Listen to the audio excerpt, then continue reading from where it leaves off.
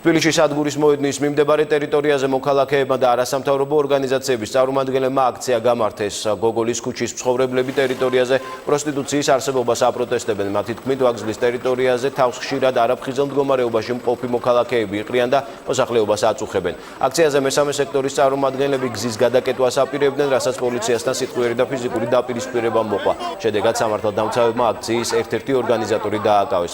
აქციას თავისუფალი დემოკრატების წევრი ზურა აბაშიძე შეუერთდა, რომელმაც აღნიშნულ პრობლემაზე ისაუბრა და მთავრობას დროული რეაგირებისკენ მოუწოდა.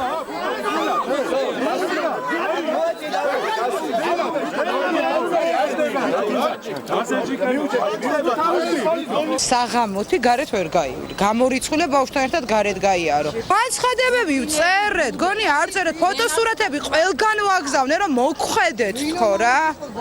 კაცი შვილი არ მოსულა. მივმართავთ დღეს შინაგან საქმეთა მინისტრს ბატონ ღებრიშვილს მოაგვაროთ ეს საკითხი. შეუძლებელია თბილისის ცენტრში, აი აქ მიდიოდეს აღვირახსნილი მოქმედებები და ამავდროულად ცხოვრობდეს მოქალაქეები. წლებია ხდება ესეთი მარაზმი აქ, აწუხებს ამ ქუჩის ცხოვრებლებს და რეაგირება ნოლი.